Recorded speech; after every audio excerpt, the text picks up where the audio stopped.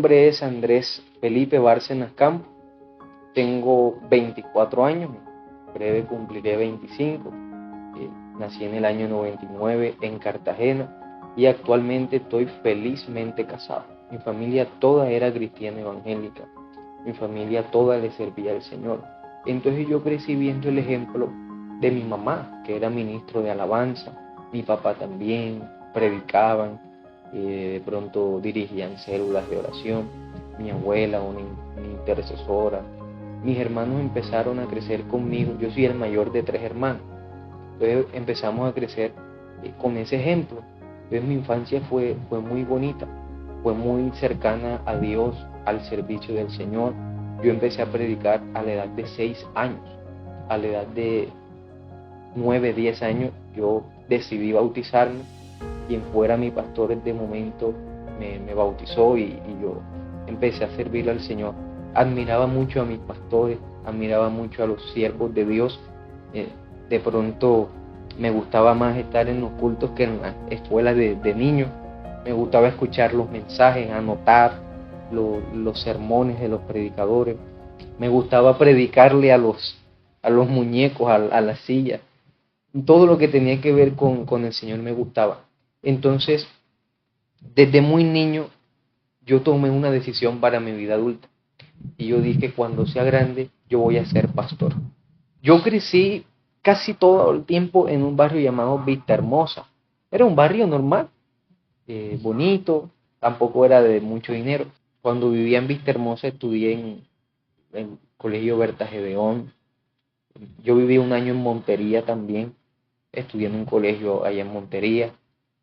Pero hubo un tiempo de crisis económica en mi familia, pasamos a un barrio marginal, que se llama 20 de julio.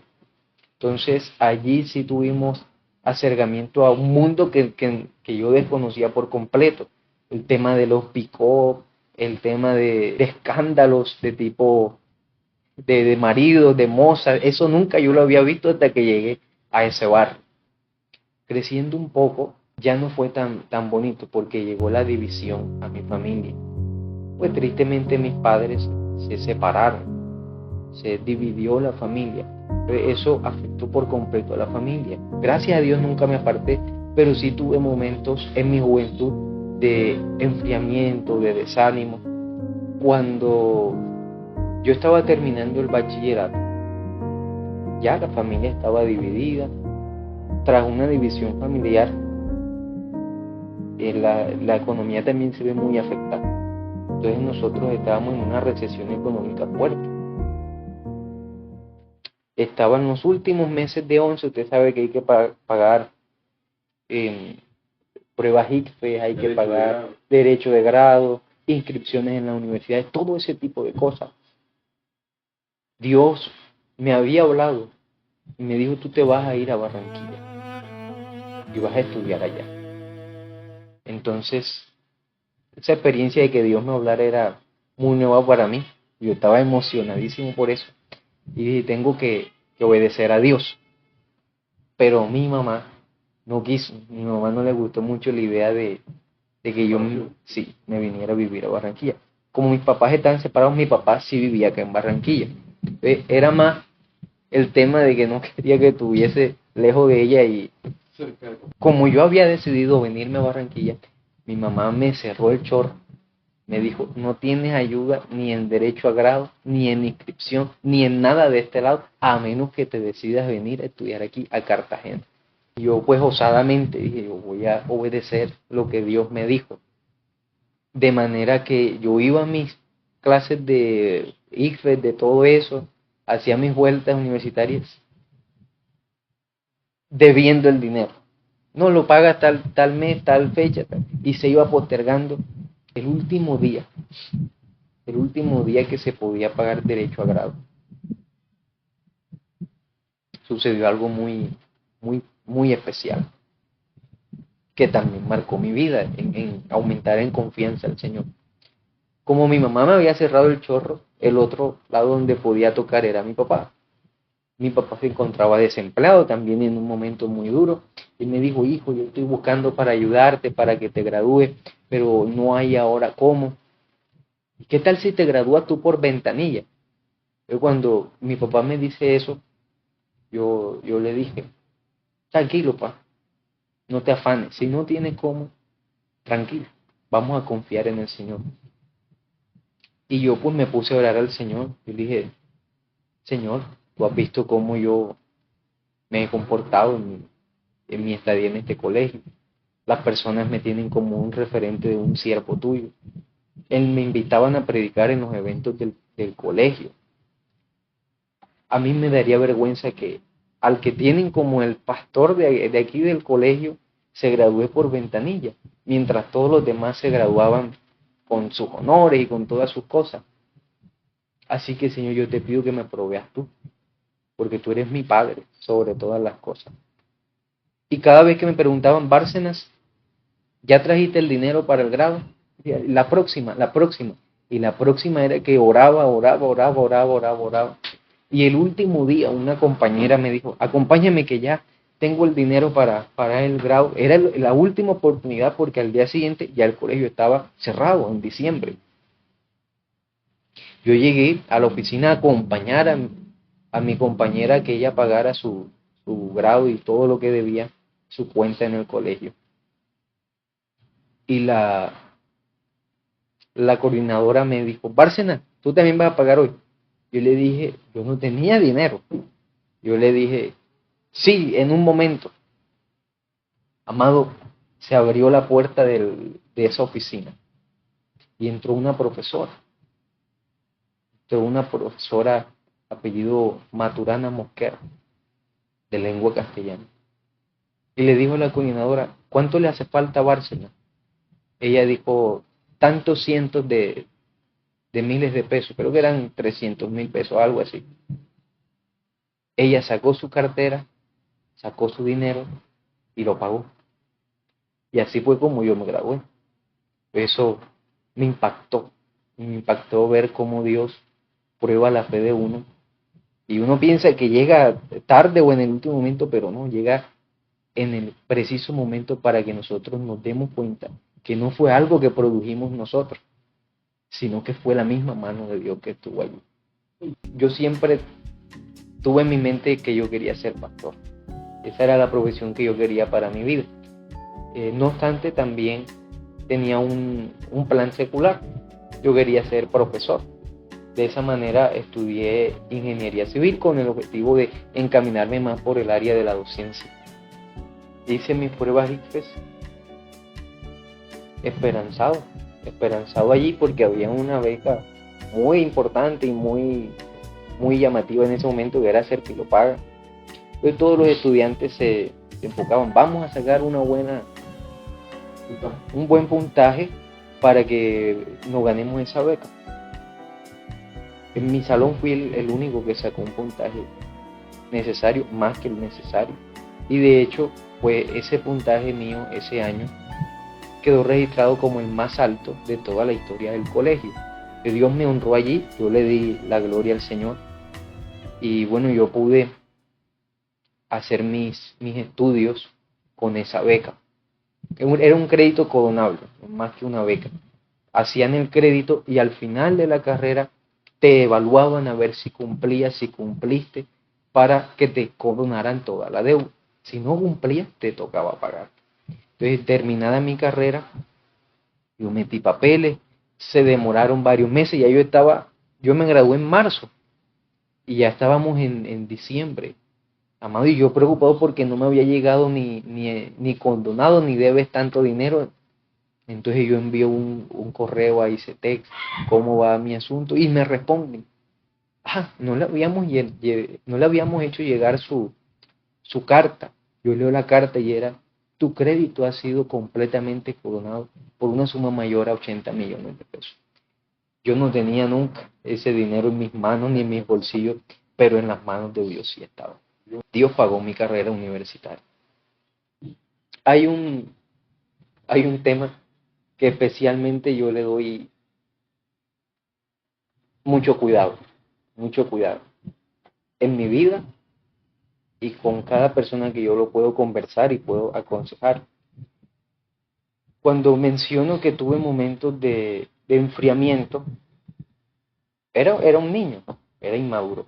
En parte era por el tema del yugo desigual, del enamoramiento, que, que uno pudiese llegar a tener con personas que no están en la voluntad de Dios. La voluntad de Dios es única para cada uno de nosotros. Todo lo demás nos va alejando de ese día perfecto que Dios tiene para nosotros. La Biblia dice que la senda del justo es como la luz de la aurora, que va de aumento en aumento hasta que el día es perfecto. Entonces, cuando nosotros tomamos una senda diferente, nos vamos alejando de ese día perfecto que Dios tiene para nosotros. De manera que algo que marcó mi vida en un aspecto negativo, en el sentido de que dejé de enfriarme, fue el tema del enamoramiento cuando era un adolescente.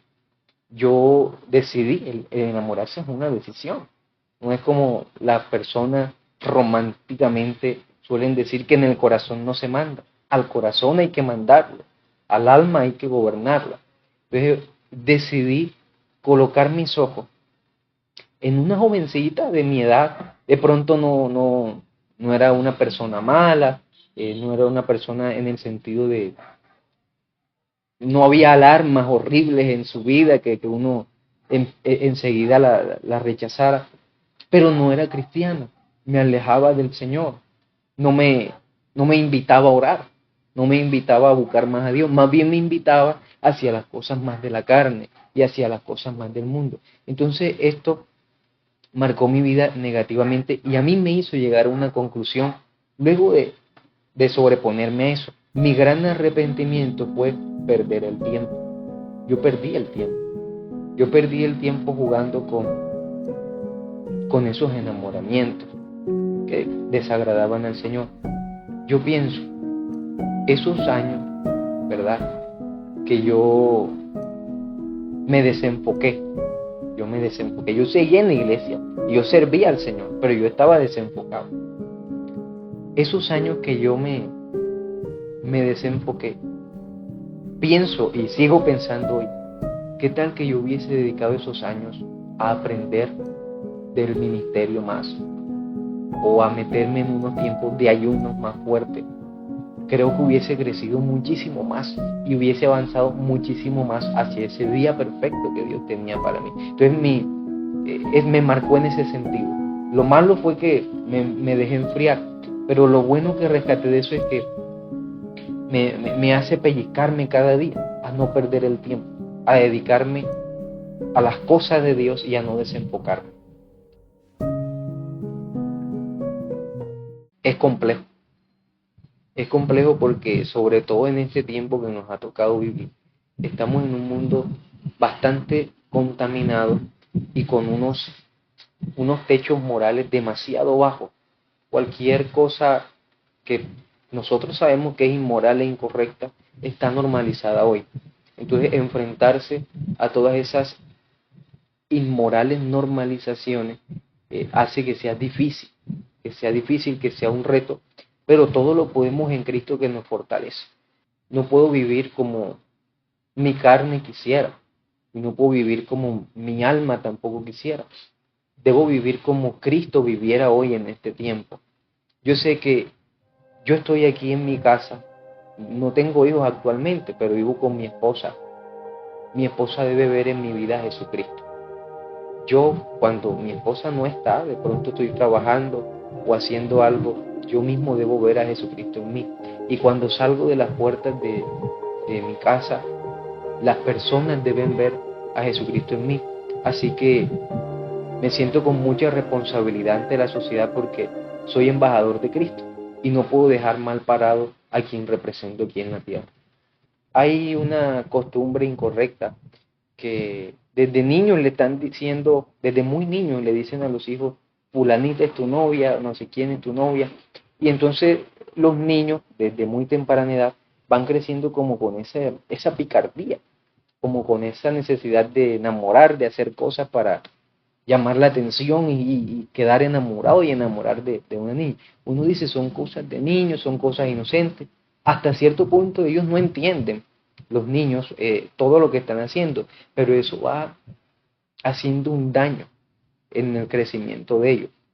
Entonces, eso en mi niñez no se vio. Yo nací en un hogar cristiano y yo no tenía ese chip de enamoramiento, era de andar enamorando a las mujeres como sí lo había en mis iguales de esa edad. Yo pasé pues esa etapa de que me desenfoqué y todo eso. Vine a estudiar aquí a Barranquilla, pasó algún tiempo y llegué pues a la vid verdadera central.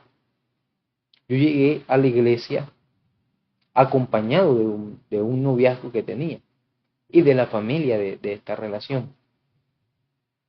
Llegué porque Dios me había hablado. Yo me congregaba en otra iglesia en la ciudad de Barranquilla, pero Dios me habló.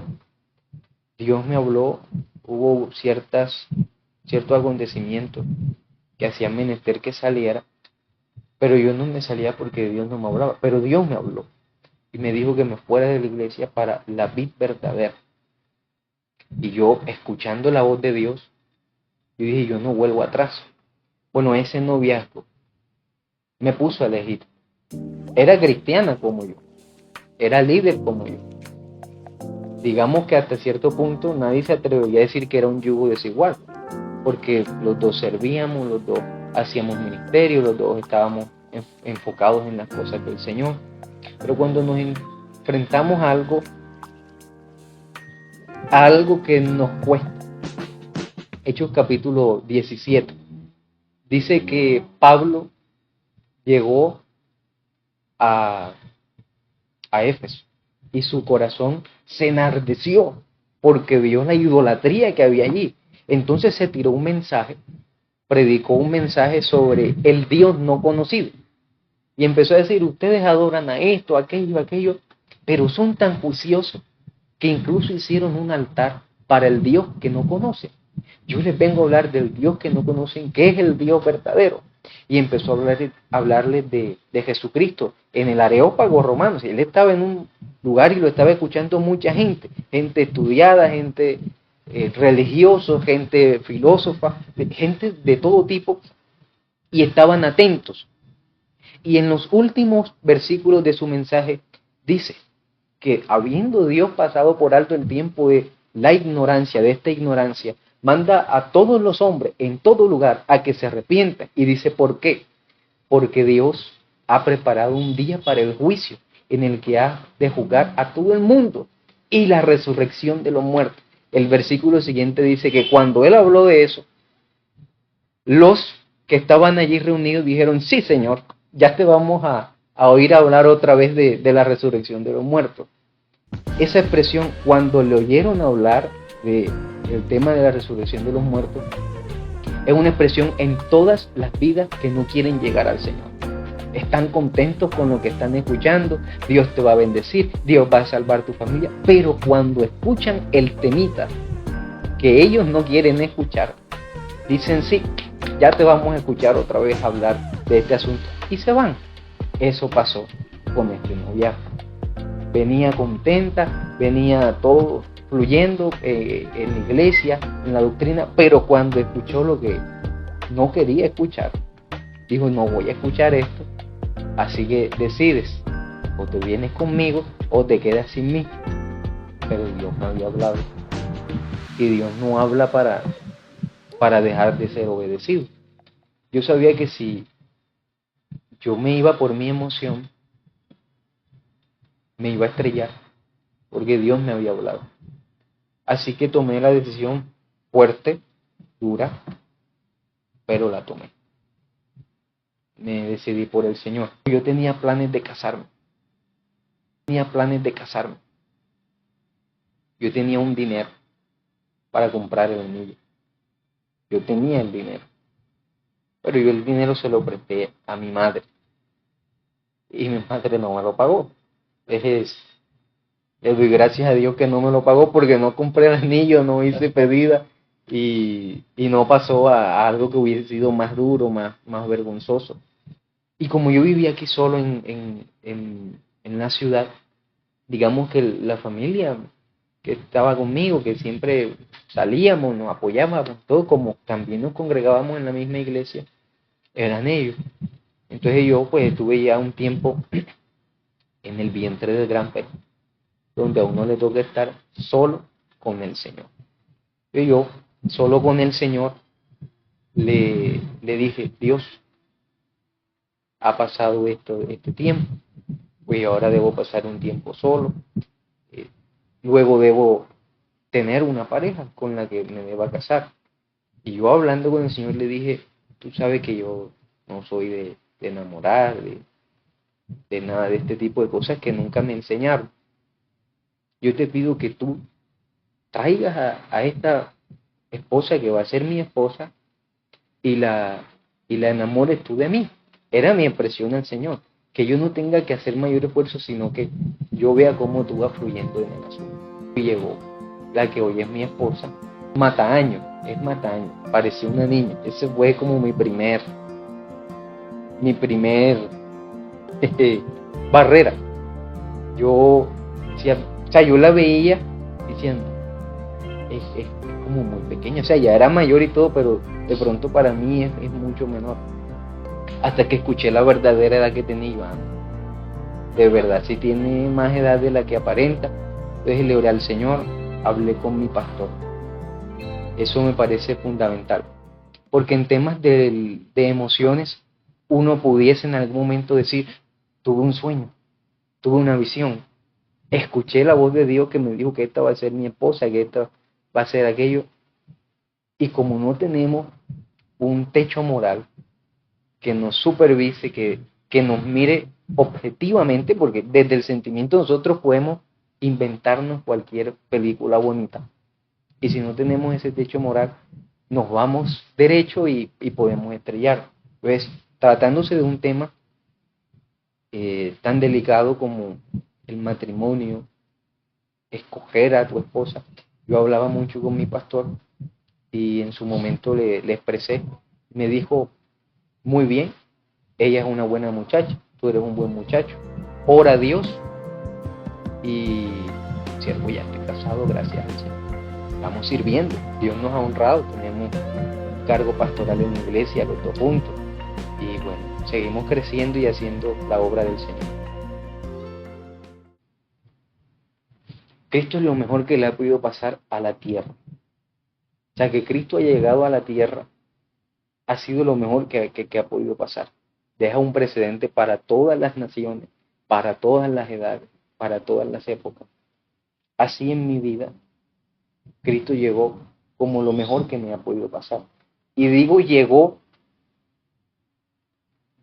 de verdad, verdad. Me explico. Uno escucha testimonio de personas. Yo era pandillero, yo era asesino, pero Cristo llegó a mi vida. Pero le estoy hablando de mi persona, que nací en el Evangelio, pero un día de verdad Cristo llegó a mi vida. Un día de verdad yo abrí con sinceridad mi corazón al Señor. Y de verdad hice a Jesucristo el Señor de mi vida. Cada vez que yo hablo de este pasaje bíblico, me quebranta, ¿cierto? Porque siento que ahí está la verdadera naturaleza de Cristo y la verdadera naturaleza de nosotros los humanos. La parábola de los dos deudores dice que había un rey. Este rey tenía un siervo que le debía mucho dinero, 600 talentos. 600 talentos, en alguna ocasión, para efectos de algún mensaje hice el cálculo, y eran más de 160 años de trabajo, sin pagar pensión, sin pagar salud, sin sacar dinero para nada, solamente ahorrando la deuda, y a nadie le alcanzaría ese tiempo para pagar esa deuda.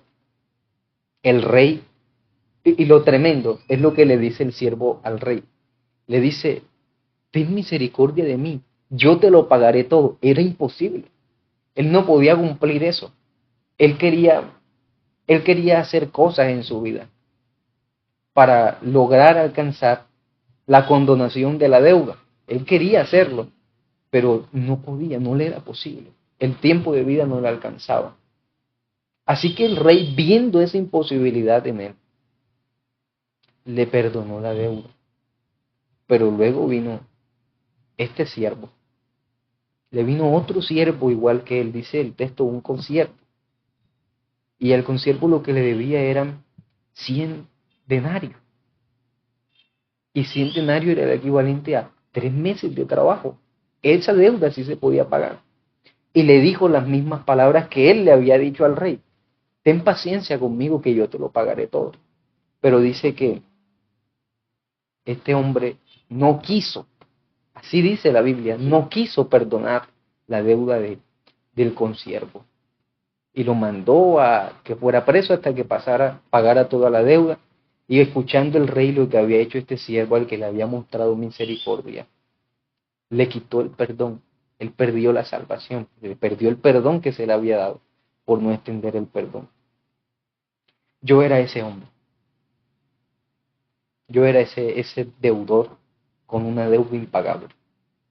Yo veo ese texto y yo me veo a mí. Y veo al rey. Y veo a Jesús en mi vida. Yo quería pagar las deudas que tenía con el Señor. Pero no podía. Estaba imposibilitado a hacerlo.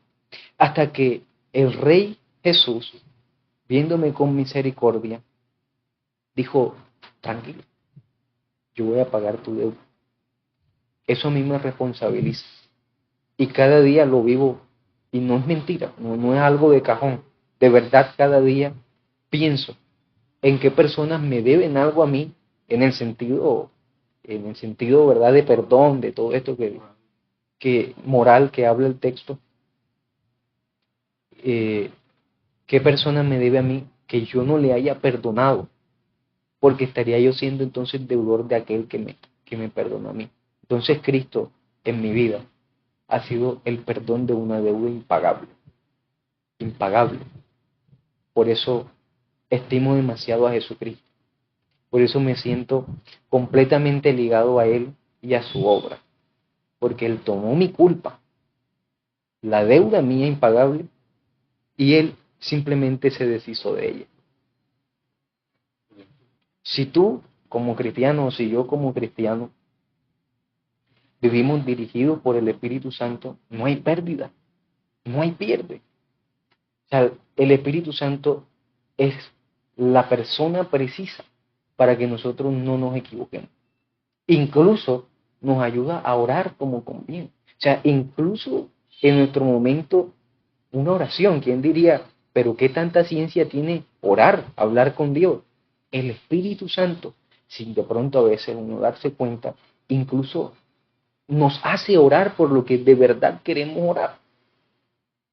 Entonces, para mí el Espíritu Santo es la garantía en mi vida. Seguir al Espíritu Santo para mí es andar derecho, sin temor a equivocarme, porque sé que el Espíritu Santo es mi perfecta dirección.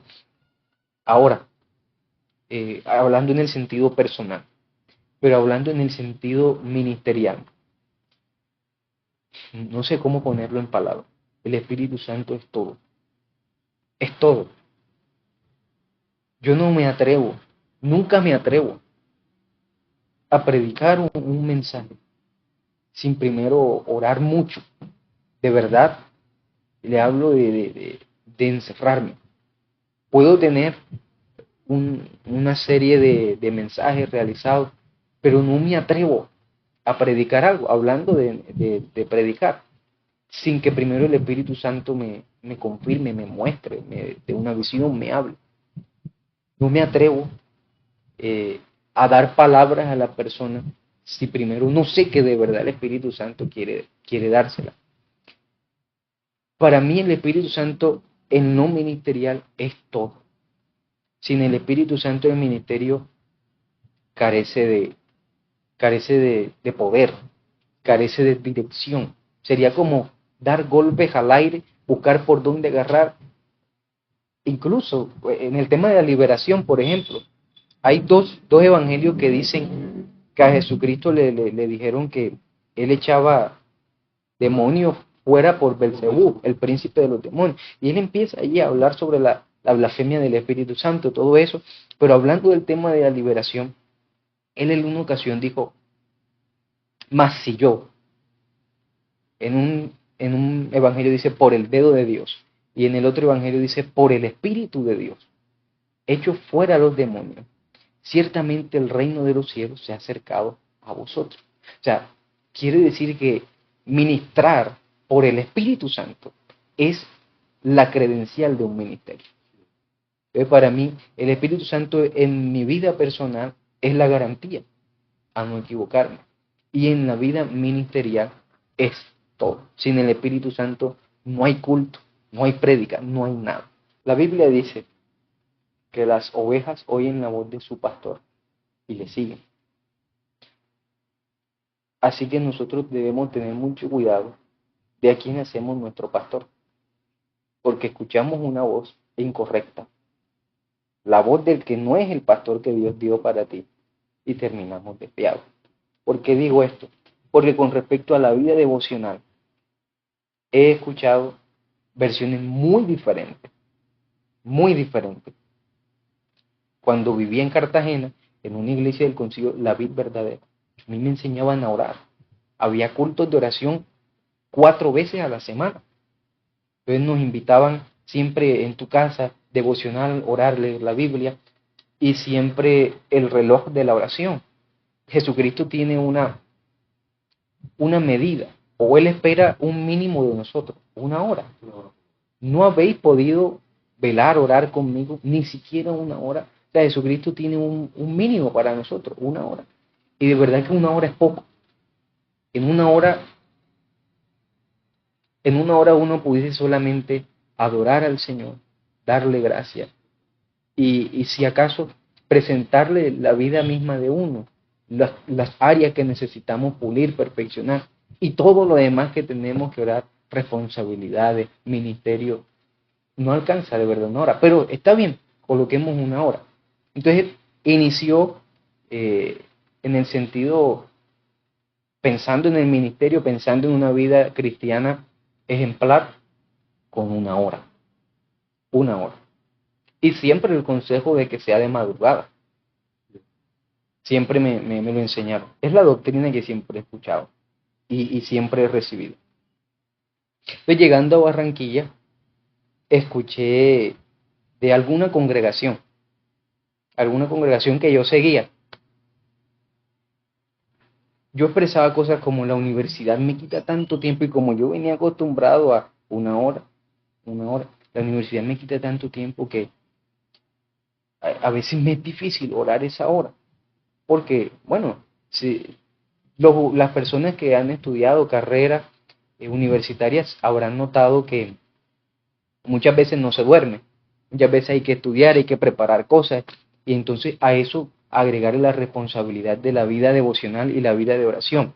Entonces, aquella congregación que yo seguía, algunos líderes me dijeron, cuando yo les comenté del asunto, qué pensaban ellos, me dijeron, pues tú viviste un tiempo con una vida devocional fuerte, tú orabas mucho, a ti te enseñaron a orar, precisamente porque Dios preveía este tiempo en que no ibas a tener tiempo para orar. O sea que tú tienes cúmulos de oración de esos años para estos años que no vas a poder orar. Eso es completamente desacertado. Eso hizo, yo escuché esa voz, que no era mi pastor, y eso afectó mi vida devocional. Algún otro líder habría dicho, eso el tema de que orar 1 hora, eso es mentira. Con que ores 5 minutos bien orados, está más que listo. Estamos hablando de alguien que era copastor de una iglesia.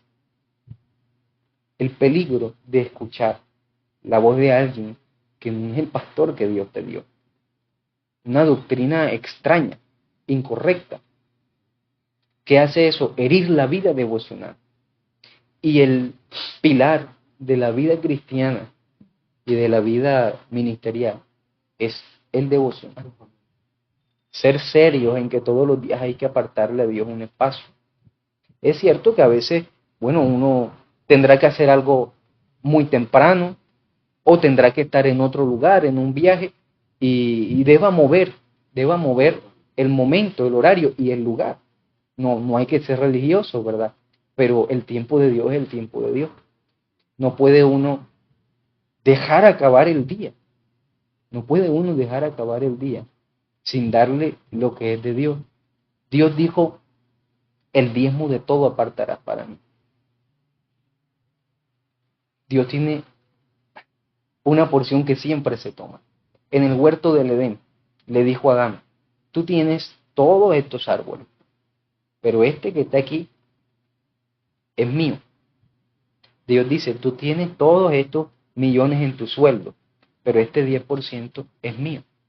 Dios dice, tú tienes estas 24 horas al día, pero este tiempo al día es para mí. Entonces eso hirió mi vida devocional. Claro, no por mucho tiempo, porque a pesar que yo no estaba en la vida verdadera en ese momento, yo solía venir mucho a los eventos de la misión, a vendimias, a todos los eventos, seminarios, y acá ustedes saben cómo es el asunto, vida devocional, vida de oración. Entonces yo escuchaba, interiorizaba esta enseñanza y esto bendijo mi vida devocional. A tal punto, bueno, ya estando en la misión Vid Verdadera, yo oré al Señor y ayuné sentidamente, porque yo quería que Dios bendijera mi vida devocional. Y, pues bueno, gloria a Dios, yo pude, con la ayuda del Señor, aumentar mi vida devocional a 3 horas. Y de hecho, incluso a más horas, porque 3 horas solo se trataba del momento de la mañana. Pero en el día, David dijo, 7 veces al día te alabo a causa de tu justo juicio. O sea, imagínense orar 7 veces al día, cada vez de 1 hora. Estamos hablando de 7 horas de oración, 7 horas de adorar a Dios. Entonces, me bendijo muchísimo a mi vida devocional estar en la misión Vid Verdadera. No solamente estar, sino de verdad escuchar la voz del pastor que Dios te dio, obedecer, buscar tu vida devocional. Y lo otro que ha bendecido mucho mi vida devocional ha sido mi esposa. Le cuento, mi esposa es la mujer más piadosa que yo conozco en el mundo. Piadosa, quiero decir, le gusta orar, le gusta ayunar, le gustan las cosas de Dios. Y eso ha bendecido mi vida devocional demasiado, demasiado, demasiado. Como un reloj, antes de la alarma, ella me toca. Ve parando que te toca orar. Entonces esa es una alarma que Dios me colocó de por vida para no perder mi vida devocional. El cristianismo de hoy se ha diluido, se ha diluido. Se ha diluido la necesidad de orar. Se ha diluido un buen mensaje, se ha diluido. Se ha diluido una iglesia dirigida por el Espíritu Santo. Se ha dirigido un cristianismo de entrega. Se ha diluido un cristianismo de pasión, de amor por las almas. Se ha diluido el dolor de ver a las personas fuera del Señor, en sectas, pensando que todos los caminos conducen a la verdad del Evangelio, y no, solo hay un camino, que es Jesucristo, y Jesucristo está en la palabra de Dios, la sana doctrina. Así que pienso que vivimos un cristianismo hoy en el mundo tristemente diluido, afectado, politizado, de todo se está metiendo en el cristianismo. Eso no es nuevo porque desde la época apostólica se venía enfrentando al sincretismo. Y había 3 tipos de sincretismo: sincretismo paganizante, sincretismo helenizante y sincretismo judaizante en el momento apostólico. Estaban quienes creían que había que vivir la gracia observando la ley. Era sincretismo. Hoy podemos ver ese tipo de sincretismo. Gente que quiere vivir la gracia con una observancia rara y vergonzosa de leyes tergiversadas de la Biblia y de leyes inventadas por ellos mismos. Que no puedes vestir de este color, que no puedes orar a tal hora. O sea, por poner casos para no entrar en temas delicados. Sincretismo, digamos, legalista, de querer vivir la gracia con la observancia incorrecta de la ley. O sea, la ley de Dios hay que cumplirla, porque el pecado, dice la Biblia, que es transgredir la ley. La ley hay que cumplirla, pero bajo el argumento de la gracia. no bajo el argumento del legalismo. El sincretismo paganizante es diluir el cristianismo con las creencias que encuentre en las demás iglesias o en los demás credos. Que yo puedo orar como oran tales personas, o que yo puedo hacer alabanzas como las hacen tales personas, y empieza el cristianismo a parecerse menos a Jesús y más a lo que encontramos afuera. Y un sincretismo helenizante, que considero muy peligroso. Se trataba de mezclar la sana doctrina con un pensamiento filosófico personal. Así que la persona que considere tener varias esposas va a encontrar la manera de predicarse un mensaje, según él, con el fundamento de la Biblia, que lo permita. Entonces, de eso encontramos en todos lados. ¿Qué consejo puedo dar yo? El consejo que dice la Biblia. Y no lo dice una vez. Jeremías, ¿verdad? Dice, paraos en los caminos y preguntad cuáles son las sendas antiguas. Las sendas antiguas. O sea, lo que Dios ha determinado desde antes, no lo nuevo que se ha diluido y gestado, lo que Dios dispuso desde siempre. ¿Cuáles son? Y hallaréis descanso para vuestras almas. Y esas personas respondieron, no quiero. Y es lo que la gente dice hoy. Pero la primera carta del apóstol Pedro, yo encontré por allí una joyita. Él está hablando de la conducta del hombre y de la mujer. Y dice, las mujeres sean decorosas, de un ornato afable, apacible. Todo eso él venía hablando y da la medida. Dice, como aquellas santas mujeres. O sea, él también está dando el mismo mensaje de Jeremías. Párate un momento y pregunta cómo Dios lo estableció desde el principio.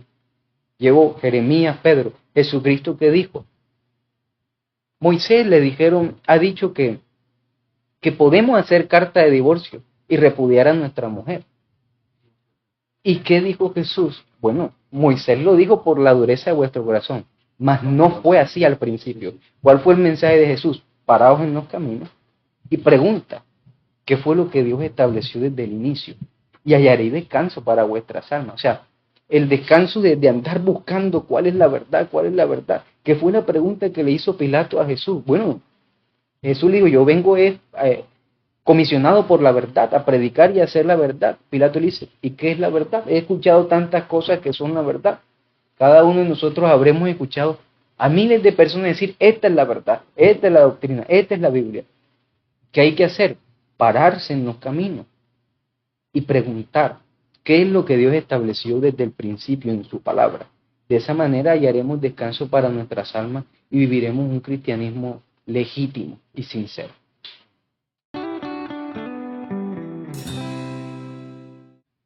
Cuando salió la noticia de mi beca, de mi condonación, de la buena noticia que me dieron de que, bueno, ICETEX me daba todo el dinero que había costado mi carrera, cuando yo testifico eso, mi abuela me hace un comentario y me dice, hijo, lo que pasa es que tú desde niño diezmabas al Señor.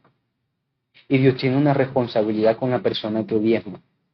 Dios tiene una responsabilidad porque Él dijo, probadme ahora en esto.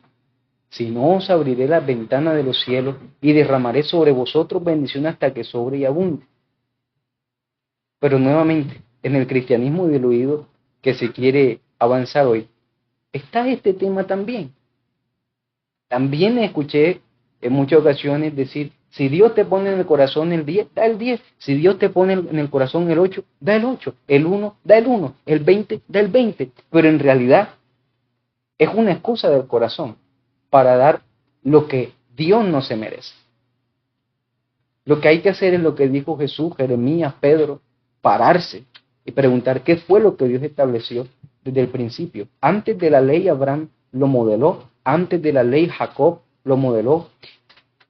El mismo Adán le enseñó a sus hijos a diezmar. O sea, antes de la ley esto está modelado. Y como se me enseñó, y desde muy niño lo entendí, gracias a Dios y lo comprendí, siempre diezmé al Señor. Y eso es lo que ha bendecido mi economía por completo. Y En mi familia, cuando era niño, había muchas necesidades. Había muchas necesidades. Nunca le he preguntado a mis papás si eran fieles diezmadores. Nunca lo he preguntado. Pero yo me acuerdo que yo sí lo era. A mí me daban 500 pesos para la merienda. Yo guardaba los 50 pesos y lo anotaba en una libreta. 1 de marzo, 50 pesos.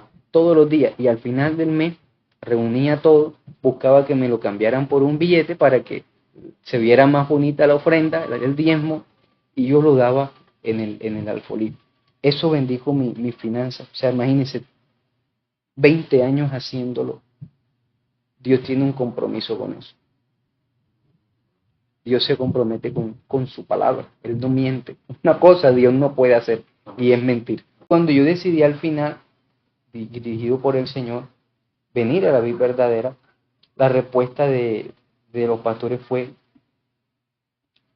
lo que pasa es que la vida verdadera para ti, estoy citando textualmente, ha sido esa novia que nunca has podido olvidar. Tú siempre has querido estar allá, porque estando allá, por supuesto, yo siempre pedía permiso para ir a vendimia, para ir a tales y cuales eventos. Entonces nunca dejé de alimentarme de la iglesia que siempre he amado. Dios me habló y me dijo que me fuese para la vida verdadera. Así que sé que estoy donde Dios me dijo que esté. La vida verdadera es una misión, a mi concepto, única. Única. Los enfoques, los equilibrios que manejamos son muy sanos y bendicen mucho las vidas. Y me parece que en un encuentro, seguramente sí, habrá personas que se manejan de esa manera, pero amo mucho mi misión y siento que no encuentro lo mismo en otro lugar. Entonces, pienso en la vida verdadera como mi casa para siempre. Mi casa para siempre. En donde hay un papá, el apóstol Ahmed David. Él sabe que él es mi papá y que yo soy su hijo. En mi vida, incluso personal, escucho mucho su consejo y me dirijo por lo que él me habla. Su esposa, la pastora Carmen, también ha sido una madre para mí, sobre todo que le dije que acá en Barranquilla no tengo a mis papás cerca. Los líderes de la vida verdadera, ser líder en la vida verdadera no es cualquier cosa. Ser líder en la misión es a un costo de entrega al Señor, de testimonio, de deseo de crecer, de hacer la voluntad de Dios. Entonces, ser líder, como le decía con mi esposa, hoy tener una responsabilidad pastoral, es una honra grande que Dios nos ha dado y que sabemos que las personas que lo han obtenido de parte de Dios han tenido esta responsabilidad, tienen que seguir con su responsabilidad y han llegado hasta aquí porque han mostrado esta responsabilidad. Jesucristo, la última expresión que dijo en la cruz del Calvario fue: Padre, en tus manos encomiendo mi espíritu. Y habiendo dicho esto, dice el texto, expiró. Yo analicé lo que Jesucristo dijo allí. Padre, en tus manos encomiendo mi espíritu. Primero, era una costumbre judía. Los papás le enseñaban a los hijos, antes de salir, antes de acostarte, di esto: Padre, en tus manos encomiendo mi espíritu. No sabes si va a llegar el sirio, el babilonio, nos va a invadir, nos vamos a morir. No sabemos qué va a pasar. ¿Qué va a pasar en el camino? ¿Algún accidente? Algo. Encomiéndate a Dios. ¿Por qué digo esto? Las personas creen que encomendarse a Dios es: voy a apuntar la bolita. Dios mío, esta bolita bendícela, que esta sea la balota. Todo, Señor. Las personas que delinquen, los rateros, se encomiendan a Dios antes de hacer sus negocios o a algún santo, el de su preferencia. Y lo hacen y van, según ellos, encomendados a Dios. Pero encomendarse a Dios es un estilo de vida. David dijo: encomienda a Jehová tu camino y confía en Él y Él hará. ¿Qué quiso decir David con esto? Y asociándolo con lo que dijo Jesucristo: vive tu vida gobernado por Dios y Dios se va a encargar de hacer las cosas que tú no puedes hacer. mucho de lo que les he contado en mi testimonio hoy y mucho de lo que he vivido en mi vida han sido cosas que han sucedido, pero que estaban fuera de mis manos, pero no fuera de las manos de Dios. Pero como yo decidí vivir mi vida encomendado a Dios, gobernado por la voluntad de Dios, Él se ha encargado de hacer las cosas que yo no podía hacer. Salomón dijo, encomienda a Jehová tus obras y tus pensamientos serán afirmados. Las personas se enloquecen, pero ¿qué voy a hacer? ¿Pero cómo lo voy a lograr? No saben qué decidir, toman decisiones que terminan enredándose más, porque no tienen sus obras, sus decisiones encomendadas a Dios. ¿Qué dice Salomón allí? Amado, gobiérnate por el Señor en todo lo que hagas y tú vas a tener claridad para tomar las mejores decisiones. ¿Por qué? Porque hay caminos que al hombre le parecen rectos, pero su fin es camino de muerte, de destrucción. Lo dice Proverbios en 2 ocasiones. Además, recuerdo que David, en el Salmo 22, profetizando sobre Jesucristo también, dijo, se encomendó a Dios, sálvele él, líbrele, puesto que puso en él su complacencia. O sea, se encomendó a Dios quiere decir que Jesucristo puso en Dios su complacencia. Empezó a complacerse en hacer la voluntad de Dios. Y Dios tiene una responsabilidad con este tipo de personas. Les salva y les libra del peligro que ellos no conocen. Entonces, esto es lo que pienso que ha pasado en mi vida y que pasa en la vida de todo aquel que decide vivir encomendado a la voluntad de Dios y al gobierno de Dios en su vida. Y es que Dios le guarda del peligro que él no conoce, hace las cosas que esta persona no puede hacer por su propia fuerza, le aclara el pensamiento para que decida correctamente. También Salomón dijo, fíate de Jehová de todo tu corazón y no te apoyes en tu propia prudencia, reconócelo en todos tus caminos y él enderezará tus veredas. Entonces, siento que lo exitoso que haya logrado ser, gracias al Señor, ha sido precisamente por tomar una decisión. Y no es solamente decir, Dios mío, en tu mano encomiendo esta bolita, Dios mío, en tu mano encomiendo lo que voy a hacer. No, se trata de verdad vivir tu vida encomendado, gobernado por la voluntad de Dios y de verdad que Él se encarga de hacer las cosas que están fuera de nuestro alcance. Damos gracias a Dios por este programa Caminando con Jesús de la misión Vid Verdadera. Bendecimos la vida de los pastores Argote Borges, de su hijo Elvis Argote Borges. Saludamos a todos los hermanos que puedan ver esta entrevista, que sea de bendición para su vida. Y bueno, hagamos siempre la voluntad de Dios. Es mi consejo y no dejemos que el cristianismo se nos diluya. No dejemos, como dice la Escritura, si las cosas que destruí, las mismas, vuelvo a edificar. O sea, si yo empiezo a retroceder, a tomar las cosas que Dios sacó de mi vida, transgresor me hago. Empiezo a perder mi salvación y afecto también a los que me rodean, que a la larga lo que hace la transgresión. Entonces, sigamos adelante, sirvámosle al Señor con empeño, con solicitud, y Dios se va a encargar también de hacer en nosotros las cosas que nosotros no podemos hacer.